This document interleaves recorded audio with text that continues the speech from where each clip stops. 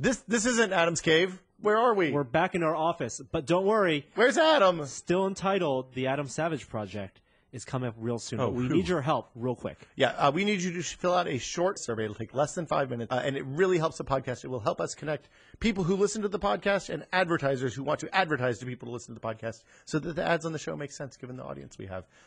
And the best part is if you complete the survey and give them your email address, you'll be entered to win a $100 gift card from Amazon. That's pretty good, and this helps keep Still Entitled free to listen. So help us out. It'll take less than 5 minutes. Go to podsurvey.com/untitled. That's like the name of the show. Podsurvey.com/untitled. Is untitled a hard word to spell? It is. There are T's and I's and U's and L's. UNTITLED? It's too many T's.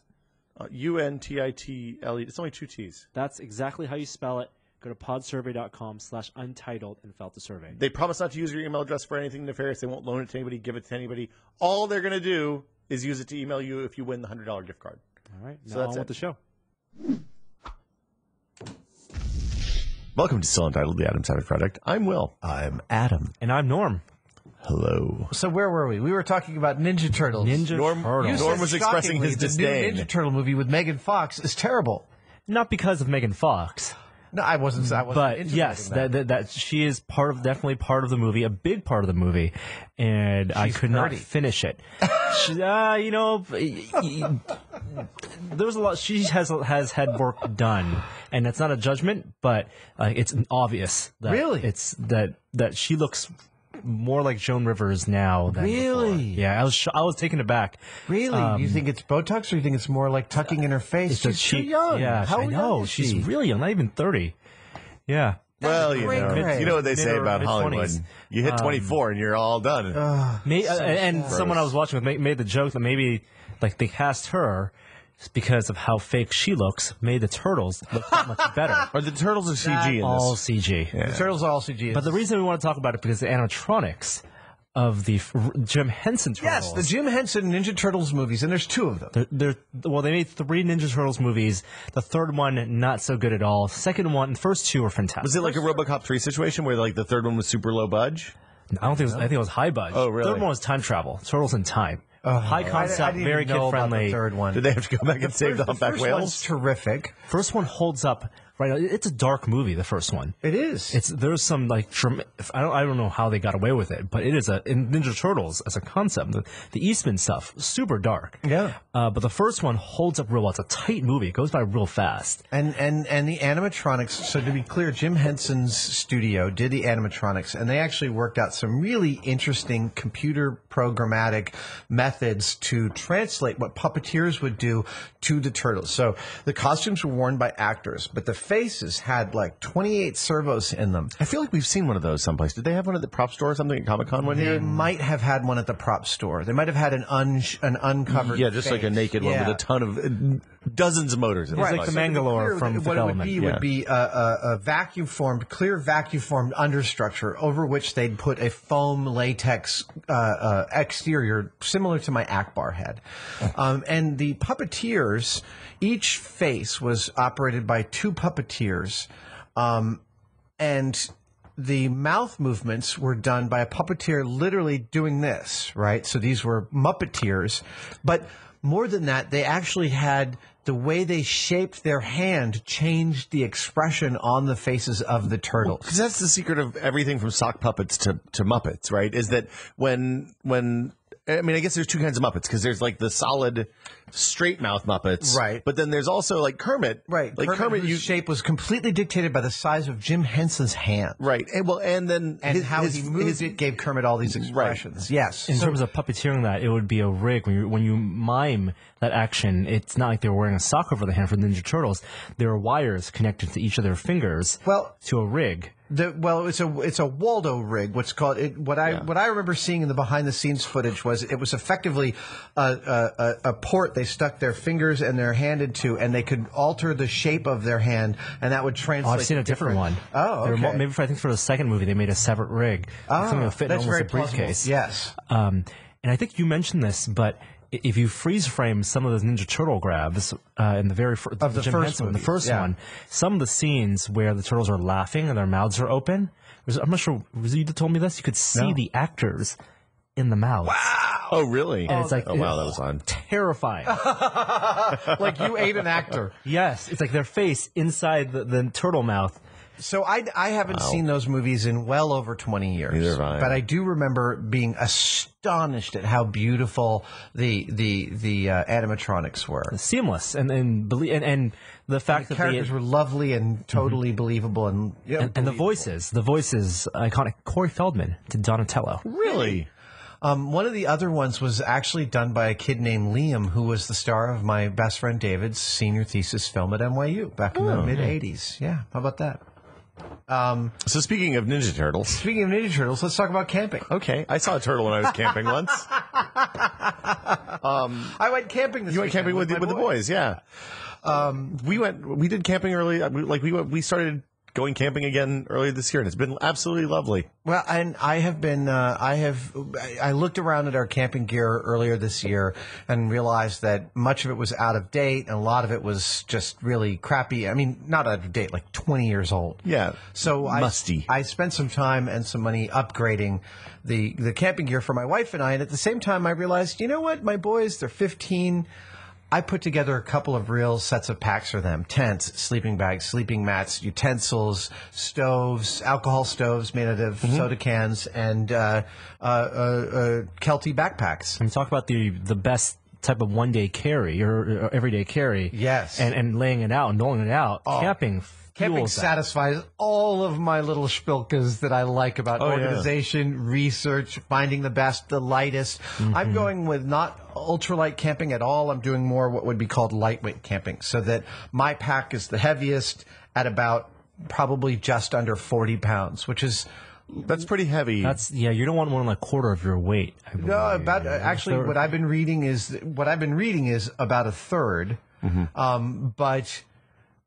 I'm sorry. I hike with my pack at between 40 and 45 pounds when I just do my hikes during the week. We went to camping. My pack was about 35 pounds. Okay. That's a really good weekend weight. Oh, it's totally reasonable. The boys were about 20 pounds each. And we went down south of here at a lovely little park south of San Jose. About a 2.5 mile hike to the campground on a little lake. Camped overnight. Woke up. It was like 39 degrees. Oh yeah, that's the best part. You have no sense of time. It's no time of year. It's like it's bright out. It's like, oh my gosh, is it like 10 a.m.? Nope, it's like 6 a.m. Right. And then it's cold. You don't want to leave. Like you go to bed all snugly and warm, and then you get the dew, and it's like, oh. Did you camp over the daylight savings weekend? We did. That's always so damaging. Because you come back, you get in the car, and you're like, oh man, what time? It's only 4:30. Why is it so dark already? What's going on, man? Yeah, it was very disconcerting. And it was very cool to get to the campsite. It's a lovely little patch of flat land right on this lake. And it was gorgeous. So we made grilled cheese sandwiches. My producer, Dennis, was like, grilled cheese is the ultimate camping food. So I brought enough to make 3 grilled cheese sandwiches. We had a bunch of Mountain House camping food, which is...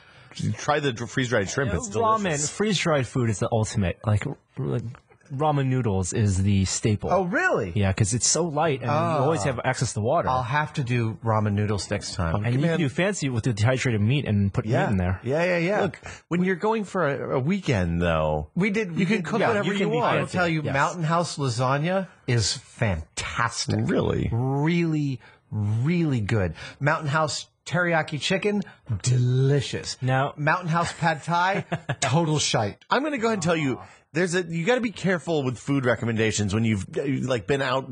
Because the thing that I love about camping is that your focus shifts from how can I entertain myself to we get a little bit further down the scale of this is what I need to do in order to survive. Right. And that stuff takes a lot more time, which I find gives a lot more clarity to your day-to-day life in addition to the camping time. It does. But because of that extra energy you're spending, I feel like all food recommendations made on camping trips are suspect. Yeah. Everything tastes great. Everything. Yeah. Like I've had tuna helper that was like, this is fucking amazing. Leftover hot dogs. I will say that I think that we tried a bunch of the Mountain House food, and I had tried the lasagna a couple of weeks ago while camping during a Mythbusters shoot, and I felt then that it was terrific. Okay, lasagna is hard to mess up. In fair, like Olive Garden makes pretty good lasagna. Was terrific, and so this was add boiling water, let it sit for 10 minutes.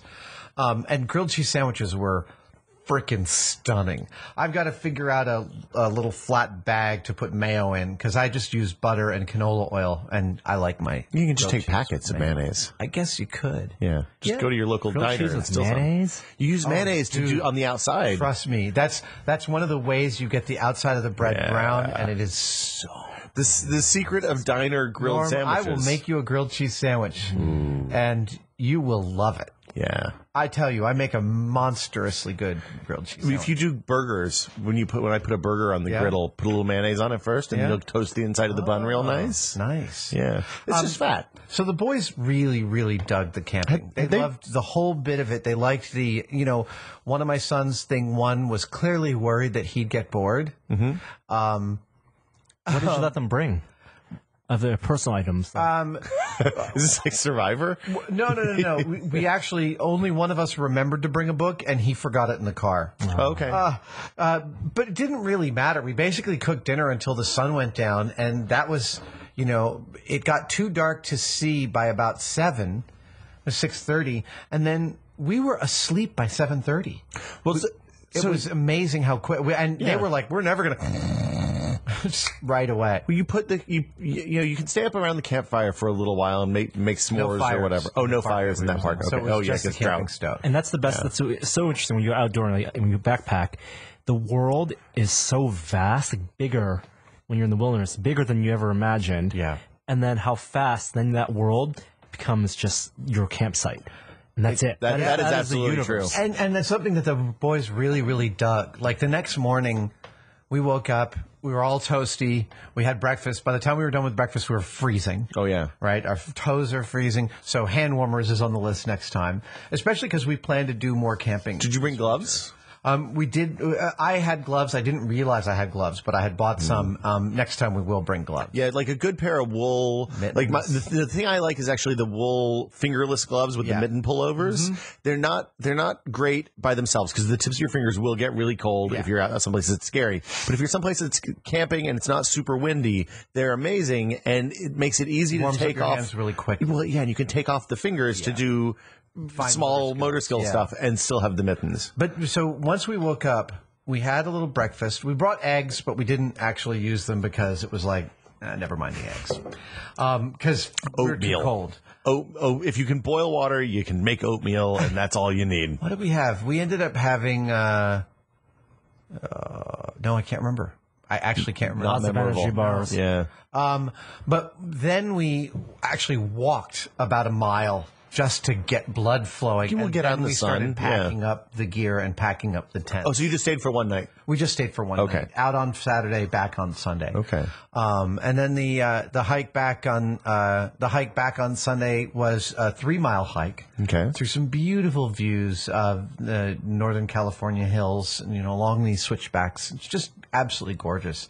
And the thing the boys really loved was once we packed up all 3 packs, my son thing too was like, I got to take a picture of us standing next to the packs, because he was like, I can't believe our little village that we just built fits back into these boop boop, and then we can get on and walk with them. They really dug that. But that's the thing that I love about it, right? It literally is that. Well, I think I've talked about this on the podcast before, but my parents bought this house in Virginia, a farmhouse. And when they were remodeling it, they realized that there was a log cabin inside it. So the people who had settled there originally built a log cabin, like a rough stone, big logs, stone chinking the whole thing. And that had been rocked over, and they put paneling, like when somebody built the white farmhouse, right? They just put the paneling around the log cabin and left that there, and then they mortar and mortise and not mortise and tenon, mortar and what's it called, the plaster and lathe. Yeah, put plaster and lathe over the log cabin. I had no idea. And so when we were sitting there this summer, I was sitting in this room. They made it their dining room. Yeah, because it has a nice hearth on the end. Yeah. It's too small to make a living room. It's not the right size for that, but it's a wonderful dining room. It's right next to the kitchen, and it really brought into sharp relief that at some point, 200 years ago, 150 years ago, this is in Northern Virginia, so it's been settled for a long time. This one tiny room was an entire family's house. People were born there. People died there. They ate all their meals there. They huddled in the cold. They sweated out the summers. Like that was their house. And now it's the place that my parents sit to eat 1 or maybe 2 meals a day. Right. What a luxury. Yeah. And camping gives you that same kind of appreciation. I think it does. It's hard work, and it's work that feels both difficult and good. And humanity spent a lot more time living like that than like we live in our excessive comfort. Well, I've done a lot of backpacking over the years because I grew up on the East Coast. 2-week alone backpack. Yeah, I used to go. So I was a Boy Scout, and we were a big hiking troop because everybody has different focuses. But we did a ton of hiking, at least 1 or 2 trips a month. And then after that, I got to a point where I was comfortable, and I was like, "Well, I'm just going to go get on the AT 5 miles from my parents' house, and I'm going to walk north, and I'll call you guys in a week or so, and you tell you where to come pick me up in a couple of days." Wow. And I did that. So I carried it. It was a huge pack. It was probably 70 or 80 pounds because I was carrying all my food. Right. 2 weeks worth of food. And I didn't have enough money for the freeze dried business. Yeah. So I was doing a lot of tuna helper and stuff like that. But then I just would carry a hammock and a tarp. So a fly to put over me. No tent. Because it's summertime. Right. And it's wonderful. You have time to think at a level that you don't really, again.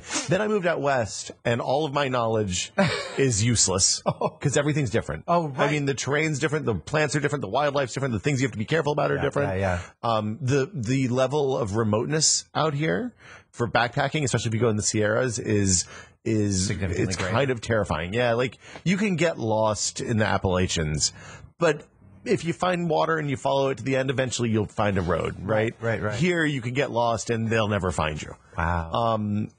Yet still, about this, right? Like once they mapped the whole country in GPS, they ran a little program and figured out that there's no spot you can stand in the United States where you are more than 25 miles from a road. Really? Yep. Wow. That really sucks. How about that? Yeah, that's amazing. No spot. 25 miles is a long way when you're walking, though. It is. That's a multi-day hike. So you better have a compass and you better. And it could be a really crappy road. Oh yeah. No, it could be a road where nobody drives for weeks.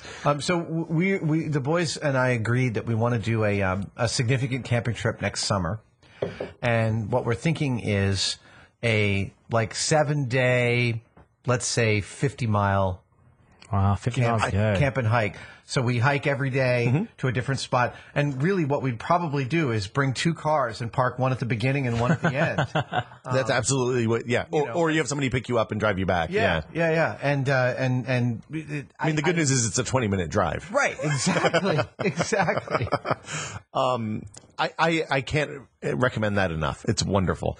The thing that Gene and I have started doing lately is canoe camping. So I didn't realize that this was a thing you could. It isn't really a thing you can do that much on the East Coast, but here we have lakes and stuff like that. And it's a really nice in between for like car camping where you bring the kitchen sink. Yeah. And backpacking where you have to carry everything on your person. So have you done Tomales Bay yet? So I haven't done Tomales Bay. That's on our list for like early next summer. That's great because I didn't realize that you can paddle across Tomales Bay and camp anywhere on that western. You get like a permit that's good for the whole Point Reyes. And there are places that you need to avoid, but few, and it's elk is the big threat there, right? Yeah. We've gone to Lake Sonoma a couple of times, which is small, but there's the lake is basically divided. It's half no motorboats and then half motorboats, so you can camp on sites that are accessible only by the water, and only by canoes and kayaks. Love that idea. And it's awesome, because it's so quiet, and they space everything out well enough so that you don't really, even when it's like a busy weekend, you're not jammed up against all the other campsite people. So I bought those folding kayaks. Oh, they're awesome. The Orus. And I was thinking about doing some camping on the western, on Tomales Bay. The interesting thing is that they're single-person kayaks, and they're small enough that I couldn't really fit a 45-pound pack on the top of it. It makes it.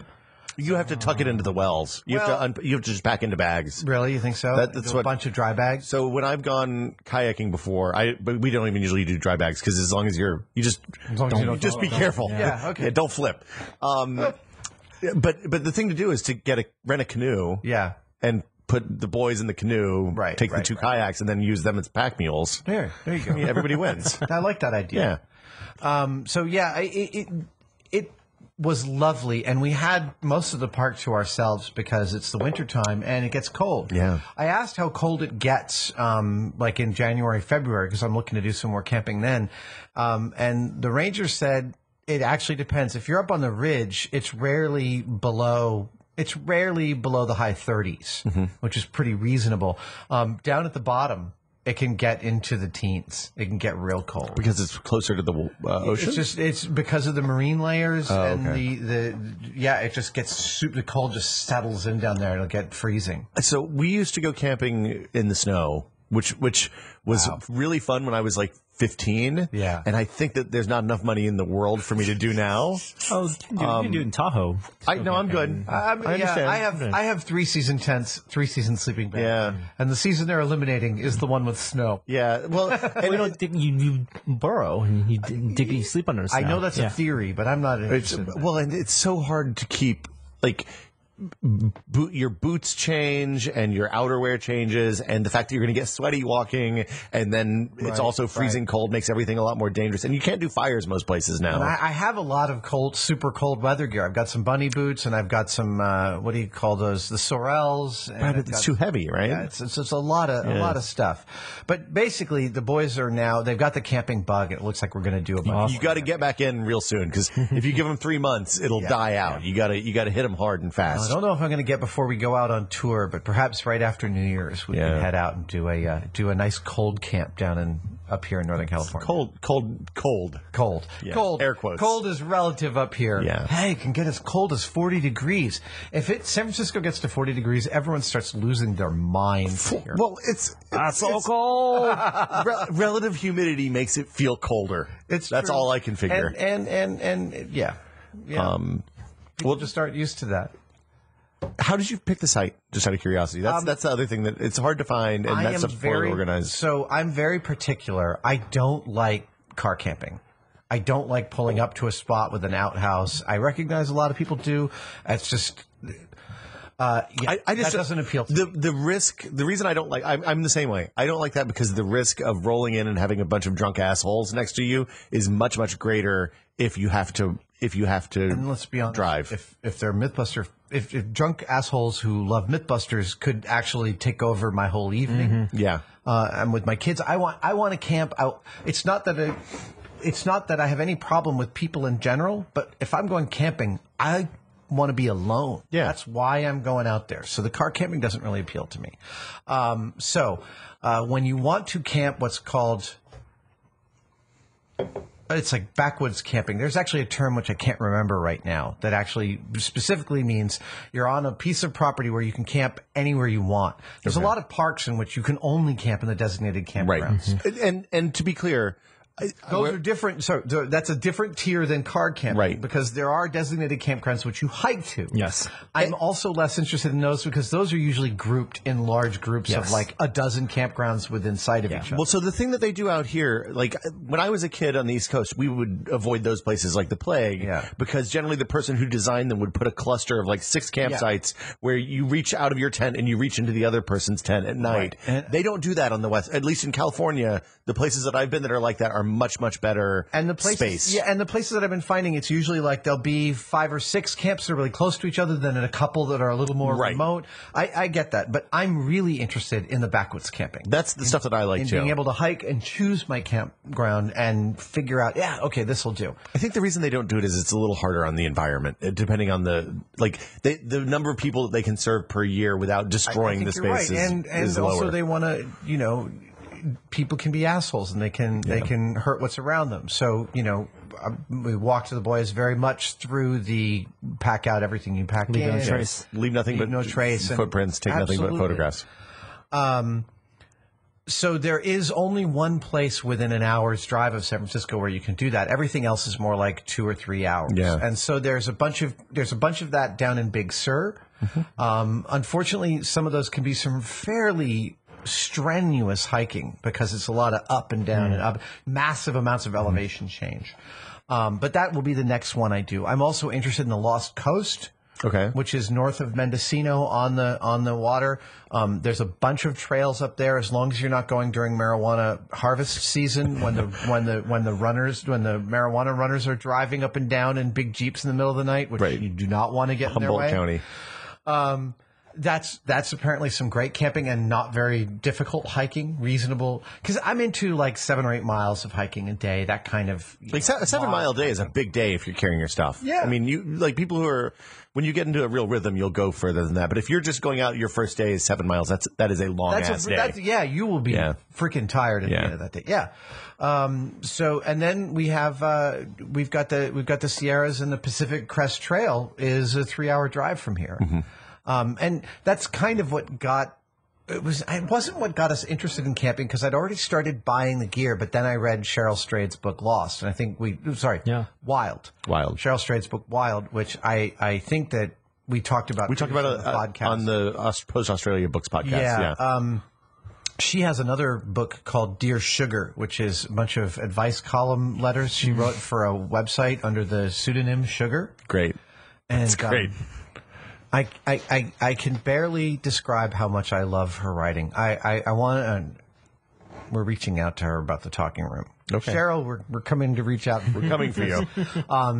She's a wonderful writer who is deeply committed to just being really honest about how difficult life is, and talking about herself with no filters, and it's very moving to read someone who writes like that. And the Wild I loved. Dear Sugar is kind of wrecking me. It's so lovely, and there's a way in which that style of writing really lent itself weirdly to the camp diary that Wild is.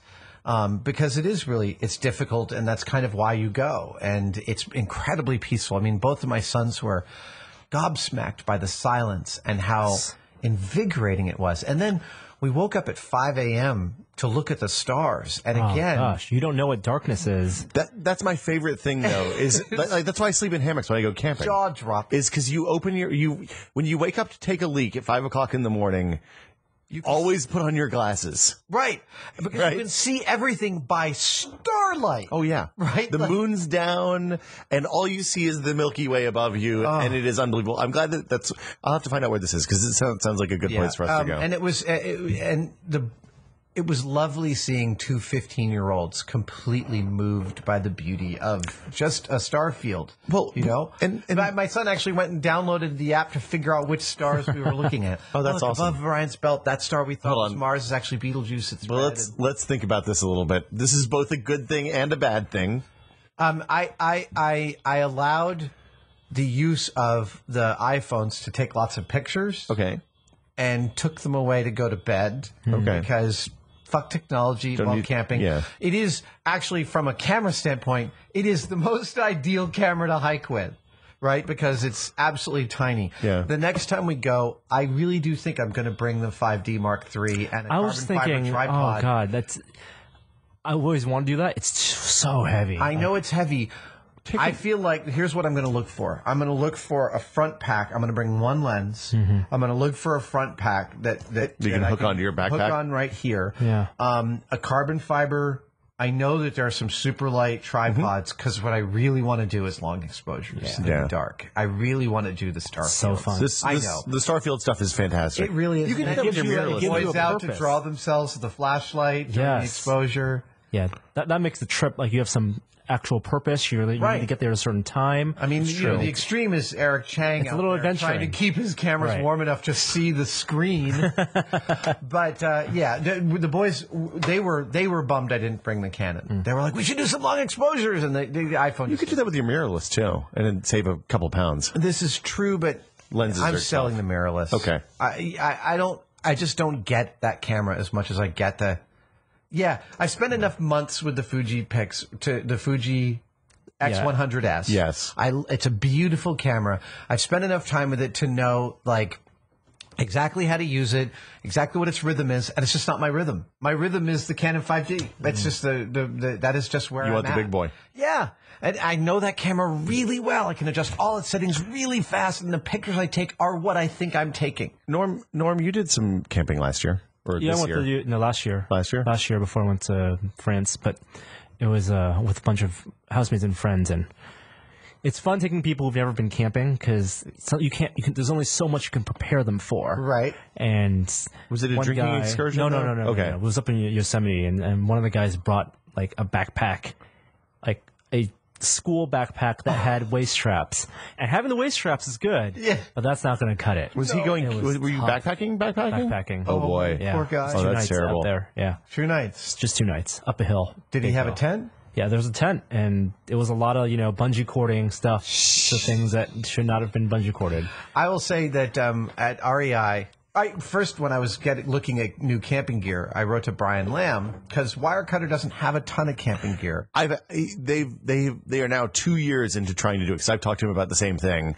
But there's that other place, backpacking gear. There's 2 or 3 really good backpacking sites that Wirecutter recommends. And they write very much like in the Wirecutter vein of the meta-analysis and the deep experimental description of how this stuff works.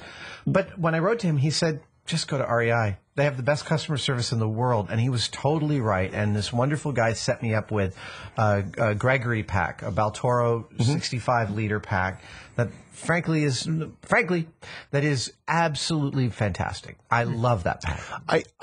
We've talked about the return policy there. It's great. So you can now only a year. But that's fine. Yeah. I'm fine with a year. Yeah. But they let you take it out. If you use it and don't like it, you can return it, and they'll give you your full money back, and you can go try something else. It's true. Because at first I bought a Baltoro 80 and it was too big for me, and I returned it for the 60. If you buy it and realize you're never going to use it because you're not an outdoors person, then that's fine. So if you want to start out camping and you don't know anything about it, this is one of those things that I don't know how people find out about. Like I found out in the Boy Scouts when I was 12. Yeah. Obviously, that's not an option for most people because you have to be the right age. I think there are groups. But the lovely thing about the web is that I find there's a lot, granted, there are a lot of different websites chronicling all the same trails. And there's a lot of clickbait trail websites. But for the most part, once you start to get into people's descriptions of their hikes on different campsites and different hikes, there's some fantastic information, exactly what gear they took, how they used it, what they needed, how long they were gone, that gives you great guidelines. Well, and it's one of those things. It's one of those things that if you work in an office in a mid-sized company or in a small company with 20 people, probably at least one person there is into some form of camping. And the thing I found is that people who are into camping are happy to share expertise, advice, trails, the all that entire kind of staff stuff. at REI, who, as far as I can tell, they all go camping constantly. But the thing you have to fight, the thing I have to fight at least, is that when you start getting back into that or get into it for the first time, you want to go out and just you can bust out the Amex at REI and spend a ton of money real fast. I might have done that. You don't need to. You're in a little bit of a different situation than many people. Yeah, it's true. It is. It can become like a boat. It can become a hole on your back. You pour money into. Well, but the thing that you'll find is if you start out with some small trips, some 1-night and 2-night weekend trips, then you'll learn what you actually need, and that's the key. And let's be clear: the difference between the super expensive gear and the mid-range reasonable gear is a performance envelope of only about 5 or 10%. Well, it's like anything else. You're paying the most for that extra 5%. Right. And in this case, it's weight more than anything else. Tents and sleeping bags and sleeping mats are at an incredibly high rate of development, a high level of development. And, $400 will get you a really, really nice set of camping gear that'll last you for years. So that's what I was going to say is when Gina and I went out to replace all the stuff that was suitable for me when I was backpacking by myself and is not so much now that I have a kid and a wife. Yeah. We looked at it and we were like, look, we're going to go, if we go on an anniversary trip or something, we're going to spend $500 or $700 or something like that on 2 nights and a nice meal someplace and whatever. Instead of doing that, let's go buy $607 worth of camping stuff. And we got a big ass car/canoe camping tent, right? Sleeping bags for everybody that are suitable 3-season sleeping bags. Yeah. Probably too heavy for backpacking, but just fine for us to zip together and make a big camp bed. Pads, a nice stove that'll boil water very quickly and won't cost us a fortune, and like bowls and utensils for everybody, and that's a good start. And one of the other things I've been reading about the camping gear that's really nifty is because of the whole movement over the past, I guess, decade of the super ultralight camping, where people seek to leave with literally 10 pounds of stuff on their back, a hammock, a few pieces of rope, an alcohol stove.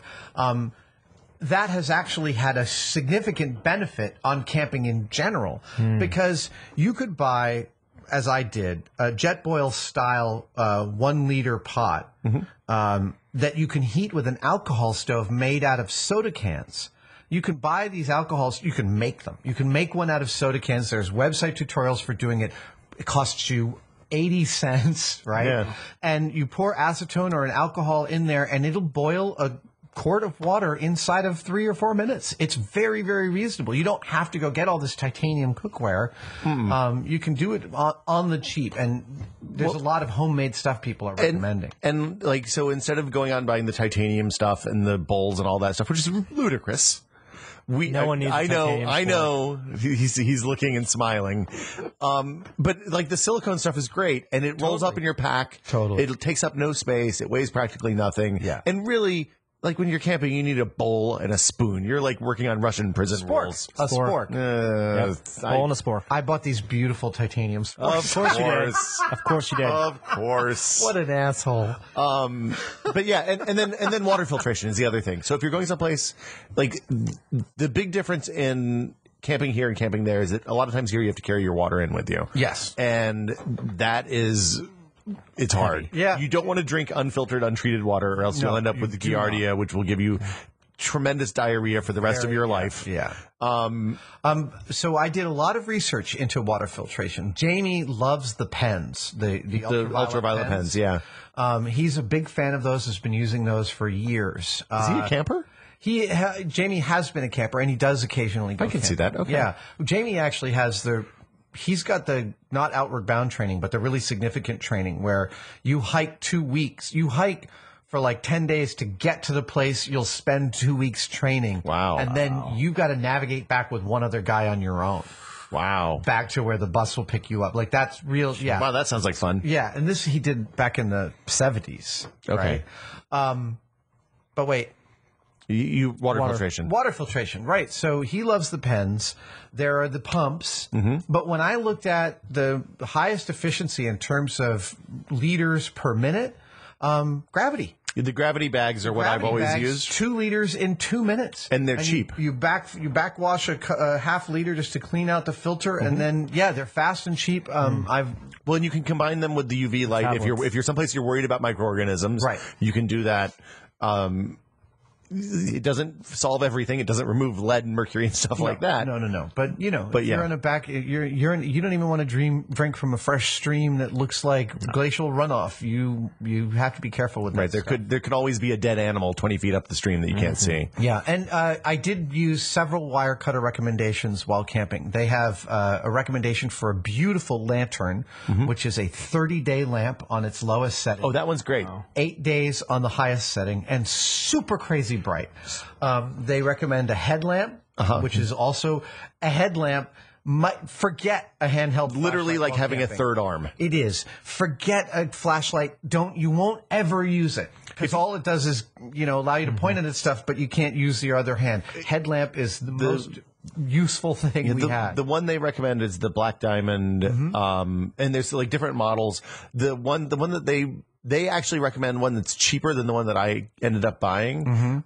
I like the one that I bought because the red night vision preserving mode I ended up getting. is bright. That is the one. You can actually use it. Great. Yeah, and it has the side one where you can change the dim just by touching galvanic thing on the side. Yeah. That stuff, a good headlamp, and always take extra batteries. The lantern that I use isn't the one that they recommend because it wasn't out when I bought mine, but it has a solar panel on the top and it will charge enough in a day to last like 2 days or 3 days or something like that. Oh, nice. And it has a bucket on the bottom bottom that you put a little bit of water in and it diffuses the light nicely. Oh, cool. So you end up with something that doesn't need batteries, and you always have a source of like basic camp light. The one that they recommended, they actually have a glow-in-the-dark version, which was really nice. That makes in the sense, middle of the night. It lasted all night long, and I turned on the lamp. It was right there. A good flashlight, good pocket knife. Make sure you wear your shoes in advance. You can wear tennis shoes when you're backpacking. My boys both hiked in tennis shoes. These weren't super strenuous hikes. But boy, if you buy some new boots, walk a couple of miles in them before you take them camping. Well, and I don't know what the current status on boot technology is. So for a long time, I had a pair of big, thick leather boots that were kind of my bad weather hiking boots, but they were heavy. And then I also had what was, I think, newfangled high-tech. They were high-tech tennis shoe style hiking boots that were amazing. It was like walking with nothing on your feet. Yeah. But they were a little leaky and I'm kind of using not great in the these water. Marmot hiking boots that are really, really comfortable, really lightweight, and very rugged. Did you just go to REI and start talking? I actually went to one of those camping gear.